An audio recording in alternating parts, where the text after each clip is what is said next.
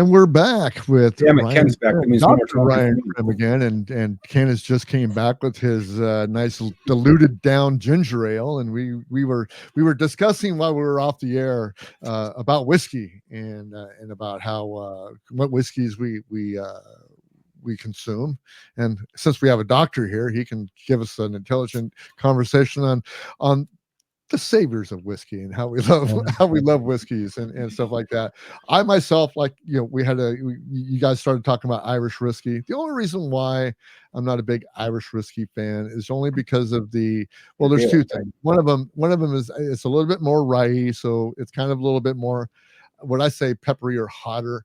And then as far as scotches are concerned, the peat I just can't get past that iodine hit. It just spoils the whole thing. And then as my boss would say, Lewis, he goes like, why is there ice in any of your whiskeys or bourbons? So that's where I am with that. But you guys go ahead and you do your thing with your own whiskeys and stuff like that. But yeah, I'm just not a big fan of Irish Bruce, whiskey. you're barely Irish. Yes. We're taking your Irish name like McGee. We're gonna have to change it. Lance Scott, man. M-A. It's not M-C. It's a M-A-G-E. It's not M-C. So you didn't even spell it right. I mean, it's no wonder. This explains a lot, doesn't it, Jason? Yeah, we really should change his name to Kami McGee. Kamagi. You know, Ryan, one of the things that I'm interested about is, as you mentioned earlier, a couple of times in the show, that you're libertarian.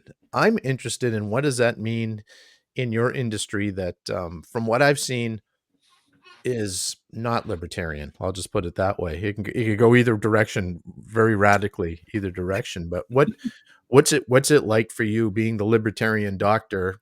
I'm sure you don't wear it on your sleeve, but you know, there's got to be things every day that you're just like, oh, for crying out loud. Yeah, that happens a lot in medicine. I don't know. Like, so for me, I like my background, like I did mostly medical ethics, and I was very fortunate at Georgetown to be under the tutelage of the guy that wrote the book, Dr. Pellegrino. Like, he's very famous ethicist at the Kennedy Center. And so for me, like, there's 4 general principles of medical ethics: autonomy, beneficence, non-maleficence, and justice. And I weight justice probably the least and autonomy probably the highest.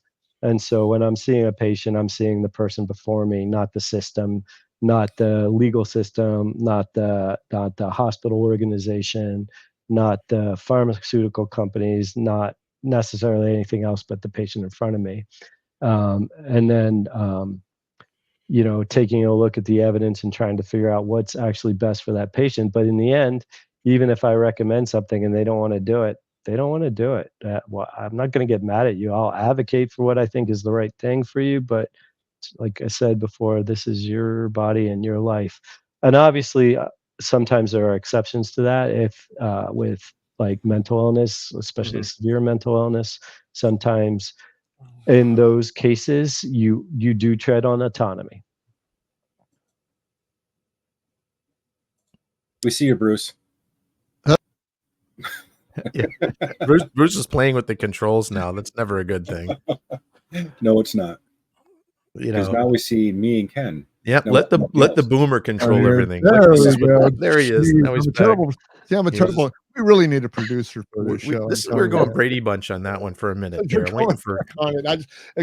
Again, I want to welcome everybody back to the Weather Report. We got Dr. Ryan Crim here. We're going to continue our conversation on that we had before. The Weather Report. Did I say the Weather Review or did I say the Weather? No, you said the Weather Report. I was just reminding you that we have swag thanks to our friend Jason. I do have that mental capacity.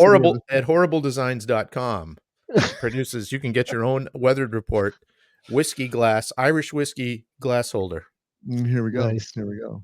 But anyway, we want to welcome him back to the show, and we're going to continue on with the subject that we have at hand, and one of them is that Ryan is a member of the Leveraged group that Jason Stapleton has started, and he was also a part of the Nomad Network, which was the group prior to that.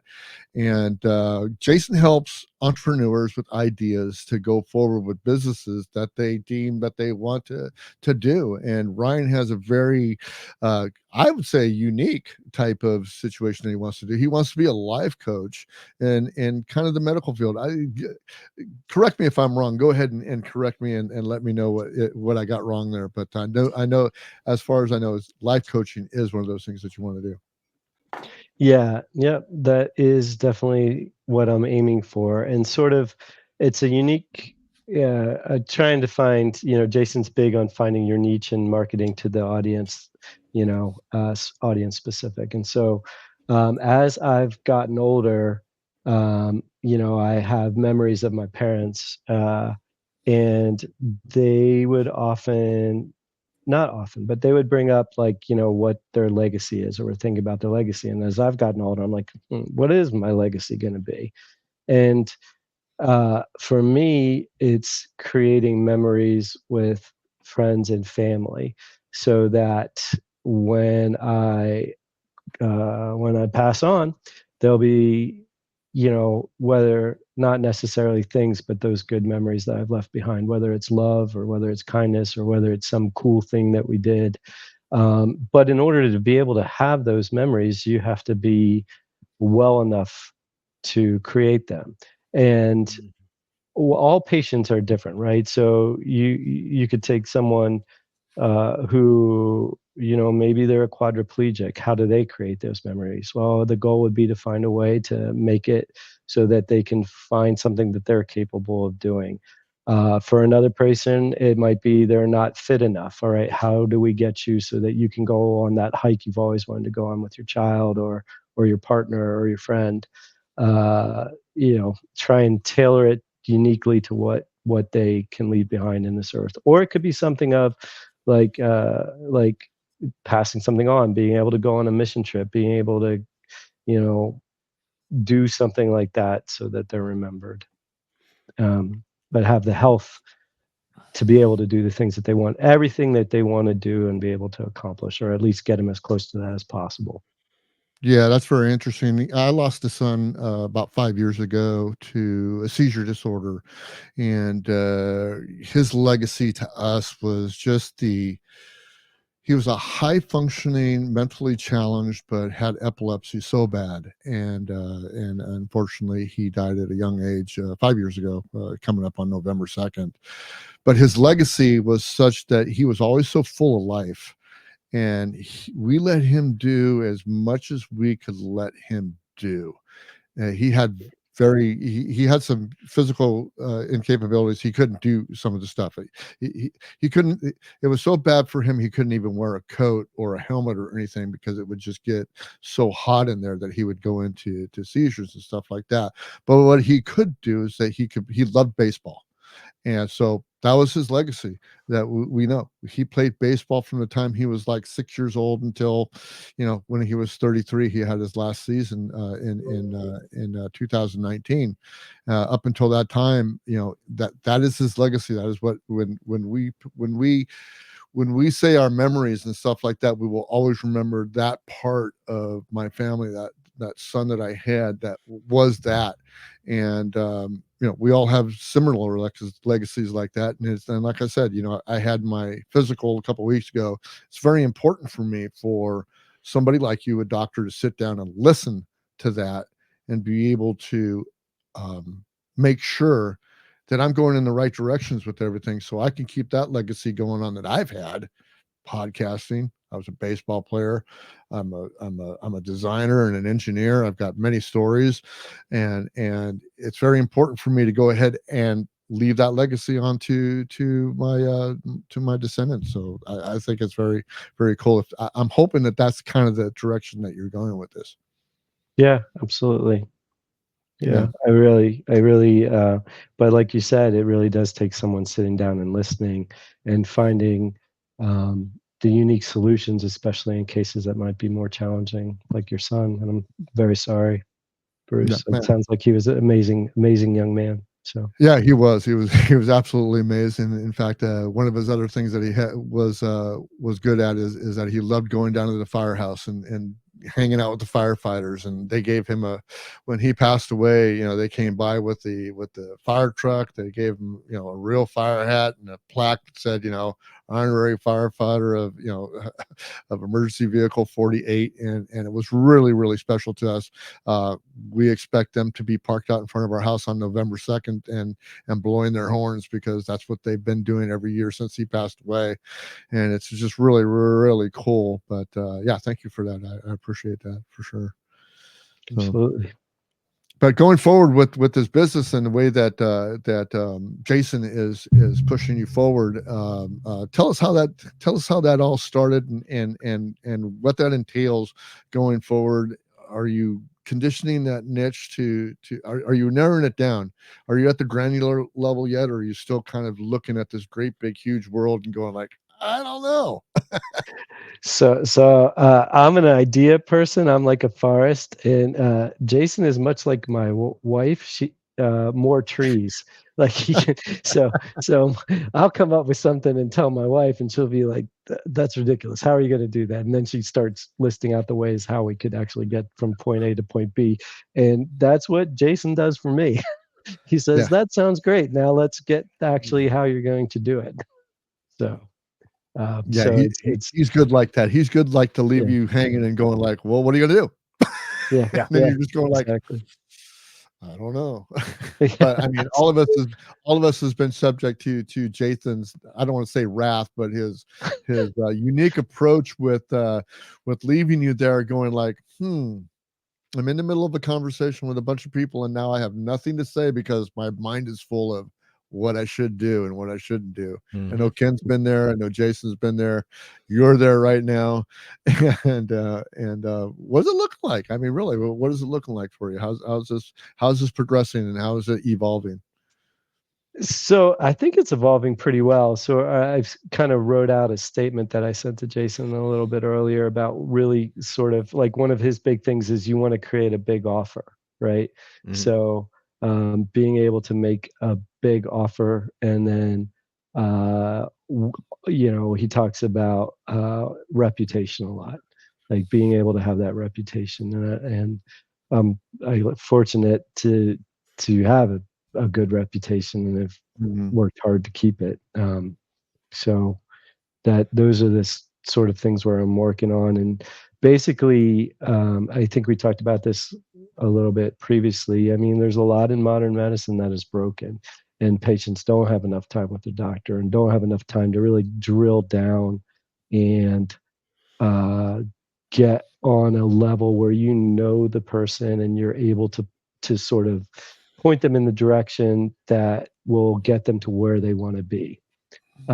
Obviously, like we talked about just a little bit ago, not that's going to look different for everybody.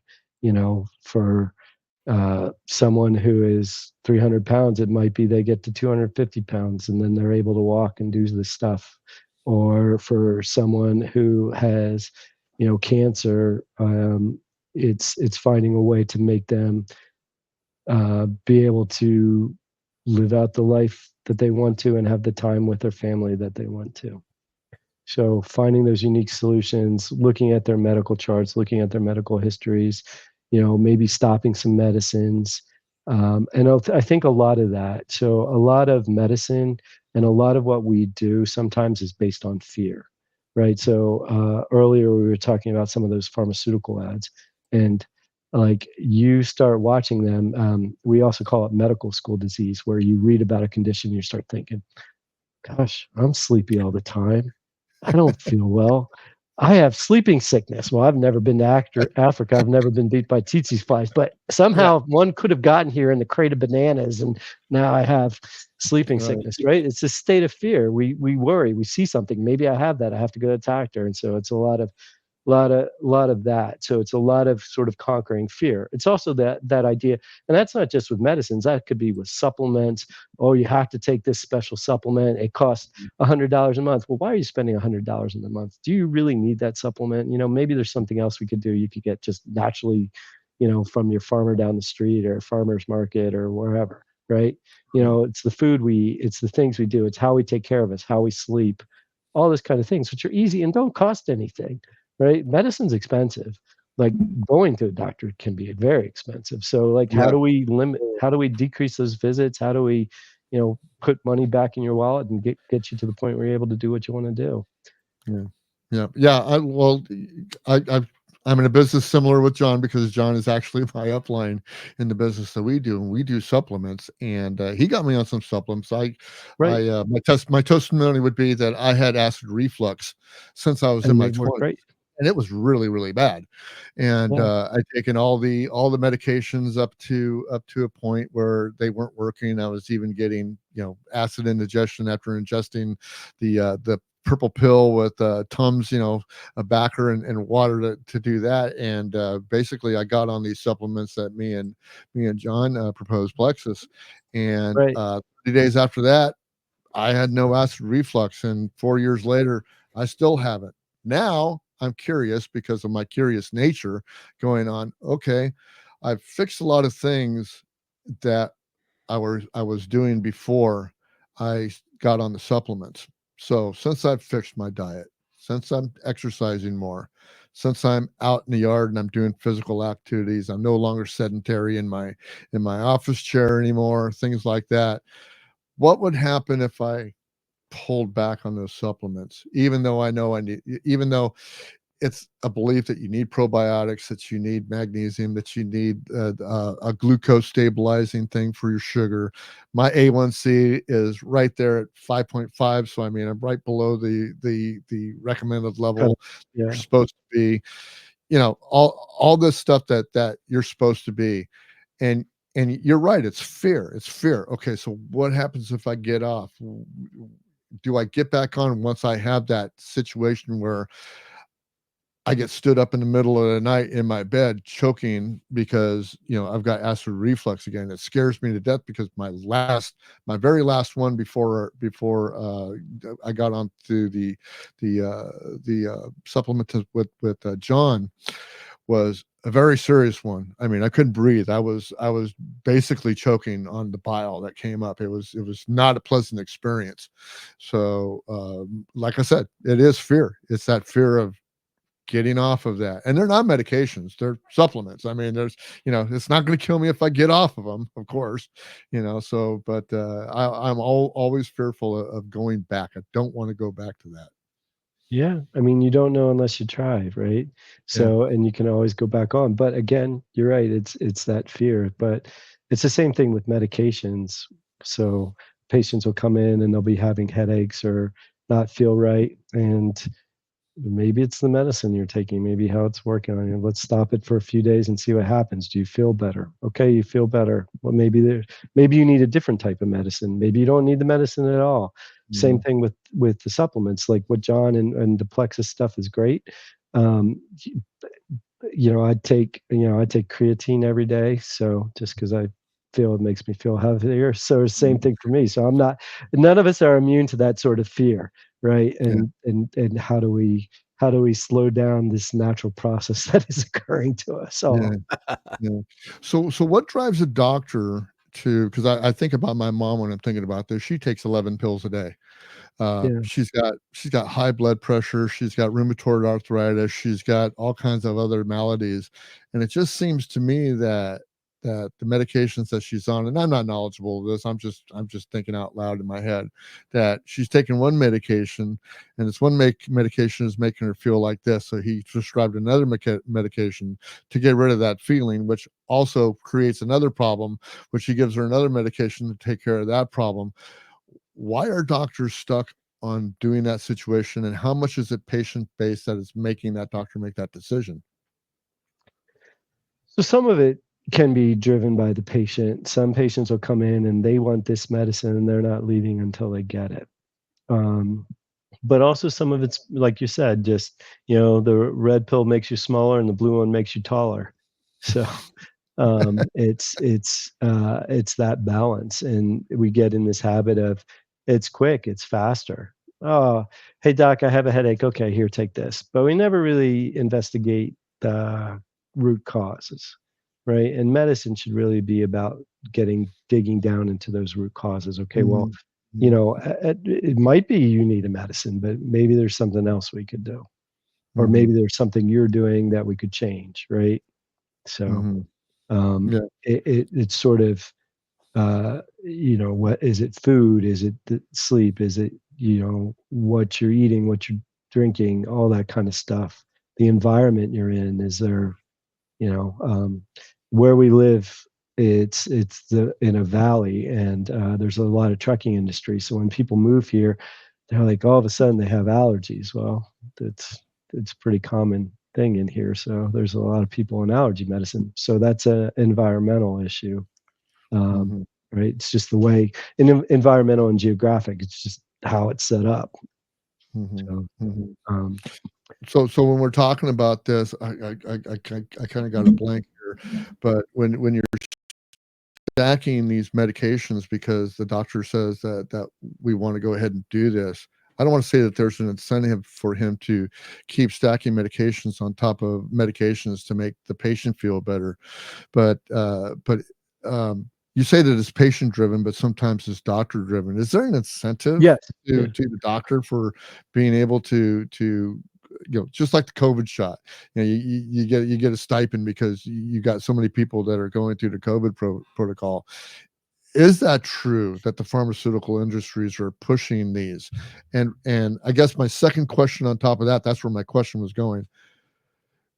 When a doctor prescribes you medication and you go to the pharmacy and you give that medication up and the guy goes like, okay, well, here's the medication, but your your medical insurance doesn't cover this. There's a line there that you have to draw of whether I need this medication or I want this medication or I can't afford this medication. I mean, where does that I guess I just don't understand why a doctor would prescribe you medication that is not covered by your insurance. That I guess that's where I'm going with all of this. When like we're stacking and doing the medication thing. I hope that got through the right way. yeah. So I'm trying to go through that point and point. So no, I don't get any money from the pharmaceutical industry. There are doctors that do speaking engagements Mhm, for mhm. pharmaceutical companies, and they'll go around and promote whatever the latest and greatest is. I am not I don't. Yeah. So, uh, and in terms of prescribing, it's a little easier now that we have the electronic records. A lot of times you can see beforehand whether or not the medication is going to be covered, but not always. And Yes. then sometimes we are left where the patient has tried this medicine and that medicine, and Mhm. the only medicine that works that's gonna, the only thing that's left is to try something that's not covered, and then we usually go through a prior auth process where sometimes they'll approve it or not. The harder part in that situation is insurance companies are always looking at the medications and the costs of the medications. And sometimes a patient will have been on a medicine for years. Let's say it's a blood pressure medicine, or even more common is like an antidepressant. And they've tried other antidepressants, but all of a sudden that antidepressant is off their formulary. So then you have to go back. They've been on it for 10 years. It works great. They're fine. They're completely asymptomatic with it, no side effects. Then you have to go back and say, well, the insurance company says you have to go back and try this other antidepressant, which we know gave you this problem Yep. before we can get you there. And so that is just makes me so angry because a lot of Gotta these, be frustrating. Mhm. yeah, it's just a time suck on my staff. It's a time suck on, and another reason that drives like increased cost, right? So it's the insurance companies trying to make a turn a profit, which I We've understand. we've had to deal with that too because my wife's Yeah, on antidepressant medication. She's got anxiety really bad too. yeah, And yeah, she knows when her medication isn't right because sometimes they'll go, okay, we're going to switch you from this now to a generic, and then yeah, she'll get the mind zaps, she calls them, yep, yeah, and she's like, doc, this something's different, and then we'd have to go back there, and they're like, yeah, it looks like they switched your prescription, right. and this is What is why. different than between the regular medication and then the generic when it goes to a generic? There's an actual formulary difference? So it depends. Hmm. Some medications have a very what we call narrow therapeutic window, which means that what is in that pill. So the difference between say pharmaceutical medications and over-the-counter medications is the pill-to-pill variability. So the amount of medicine that's in the pill that you're getting as a prescription has to be within a certain window versus there's a lot more variability in, say, like, so we're talking about antidepressants. So some people will take St. John's wort. Well, that's quote not regulated, which that's a whole other discussion. But the pill-to-pill variability with if you're taking St. John's wort, it's going to be greater than what you get with, say, like Prozac. That being said, okay, that's one conversation. For someone who's on Synthroid, that has a very narrow therapeutic window, and some of the anti-epileptic drugs also have a very narrow. So if there's a great pill-to-pill variability, when some medicine goes generic, it's not as tightly controlled. So there could be a greater pill-to-pill variability in that. So that means it's not quite as much of the medicine, or it could have a different filler in, like a red dye or something else that might cause certain reactions in patients. So if it's a generic, there's less pill. There's more. If it's generic, there's more pill-to-pill variability, whereas brand name, it's less pill-to-pill variability, and that can have some profound. Another example would be like Coumadin or warfarin, which is an anticoagulant, right? So if you're getting brand name versus generic. Well, yeah, that kind of clears some stuff up. Where do the ingredients? It's a lot said is like a lot of the ingredients of pharmaceuticals are coming from China. I don't know how true that is. I just know that when your medicine is there, my medicine's always there, and they talk about shortages of medicine. They talk about medicines going to different places, and that's why we have a shortage here. Where do actually these? I'm not sure how much you're into pharmaceuticals, but how much of our medicine is actually brought in from China? How much is it brought in from Mexico? Are there different countries that actually combine their wealth together or their resources together, and that's how you get a medication? I mean, that's something that I think the American public really wants to know is like, where do our medications come from? Yeah, so a lot of innovation, like a lot of the brand names are probably coming from America, but a lot of the generics are coming from like India or China or other places. I have an interesting story for that going back to Synthroid. So I lived in New Zealand for a year and worked with the Maori, and while my wife also worked over there, a very interesting experience. But while we were over in New Zealand, they were getting the Synthroid from India, and all of a sudden, all these people were going to these thyroid crises and just not feeling well. And someone finally decided to test the Synthroid that they were getting. Levothyroxine is the generic because it was a generic, and there was no active ingredient in any of the pills. Wow. Yeah. Yeah. Yeah, that can be a huge difference That between. could be a problem. Yeah. Yeah. You're getting the sugar pill. You're getting the placebo, right? Right. Exactly. Does that Yeah. happen And often?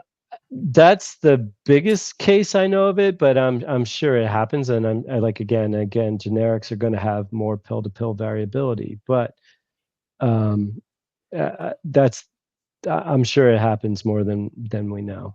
And I'll have it. So I also run what's called an MAT clinic, which is a medically assisted treatment. And so where I live, it's a big corridor for drug shipment. And in Pennsylvania, do you know what Trank is? Have you ever heard Yes. of Trank? Yeah. It's a Okay. bad drug Right. here. Yeah. So Trank is a combination of fentanyl, xylazine. So there's just a lot. Pennsylvania is one of the epicenters. But so medically assisted treatment is we put patients who are addicted on a medicine like Suboxone or buprenorphine, where they're coming into the office getting their medicine. They're still on an opioid, but it's being prescribed, and the goal is eventually, hopefully, to get them weaned off. But at least they're not buying it off the street. They're not, Mm. doing B&Es or holding someone up to get money to pay for their drugs. Right? It's what we call harm reduction, and there's been some great successes. However, in those medicines, certain generics will have less of that active ingredient. And trust me, if someone's going to know if there's not enough of the medicine in there, it's going to be an addict because Yeah. they know. Yeah. Yeah, So I got a it can family be member who's not going through just going through a situation that seems uncontrollable because all the blood tests come back good. Sometimes they come back bad, but the struggle in feeling good or not is a constant struggle for her every day. And I often wonder if she's taking generic because she's on Medicare, and whether or not actually Medicare supplies the actual pharmaceutical drug, or do they offer the generic drug. And those are the things that, to me, if I'm going to be put on a medication, I want the pharmaceutical drug. I mean, I want the real thing. I really don't want to take a generic, only because of the fact that I think it's as unregulated as you say. So I don't know how that kind of translates into a question, but yeah, I just wanted to make a comment on that. So with certain medicines, it doesn't matter as much if there's pill to bill variability. It's just really there's a certain subset of medications where it really, really makes a difference. Yeah, yeah. Interesting. For Yeah. sure. So as far as when we're going to this life coaching and we're talking about these pharmaceuticals, we're talking about leaving legacies, we're talking about all this stuff. When you're getting down to your main patient, the people that you want to attract to this life coaching that you have, there's got to be I don't want to say there's got to be an end of the line, but there's got to be some place where they're going like, yeah, thanks. I mean, I want to recommend you to my friends and stuff like this, but I really think that I've got something going forward. Or is this something that is going to be like a lifelong type of thing, like we have with Jason? We sign up for his groups every time he has a new one because we're addicted to Jason, and we got to hear his voice, and we've got to have that superhero punch in the back of the in the neck, to keep on going. Is that what you're looking for as far as when you're doing this life coaching?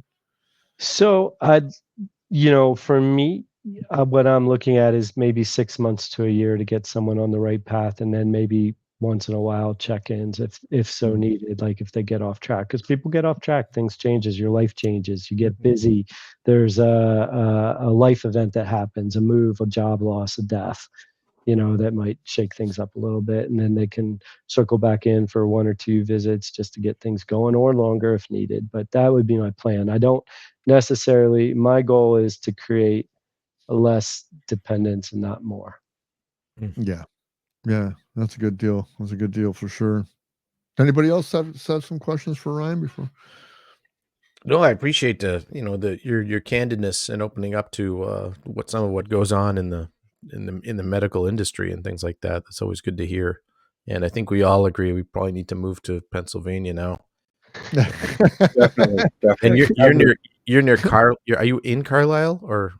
Yeah, we live right outside. So- Yeah. So I'm a car guy. So Carlisle, Yeah. the humongous swap meet out there every year. Maybe this year I'll have to figure out we'll have to make an appointment to go see the doc while I'm picking Yeah. through old car parts. Okay, please come out. It's a good time. There's a lot of fun stuff to do around here too. So it's yeah, please, Very if you cool. come and let me know. Well, Ryan, I want to be respectful of your time, and I know it's getting late over there, and it's past your Betty by time, so we're going to let you go, man. And just want to thank you for being here again and being a part of the Weather Report. We'd love to have you back and check in with you on how the life coaching is going. And again, we want to thank you for being here. Jason, my morning producer, he's the morning producer on the X Spaces that we have, so you can tune into that on 6 a.m. tomorrow on X Spaces. And Ken, he's always the guy that kind of saves me from everything when I run out of stuff to say. He's willing to jump in there and take over the whole conversation. And Ryan, like I said, thank you for being here. And you can catch us on YouTube 7 o'clock on YouTube and on Rumble, live Pacific. streaming every Pacific. week. And Pacific. Pacific time. Leftover That's time. right. Yeah. The right time of the day. And anyway, No, it's I'll not. leave you guys like I leave you every time that we leave the Weather Report. You guys have a great night and be good to yourselves. We'll see you later, guys. Take care. Peace. Bye. Peace. Thank you so much. Thank you. Yeah, that was great.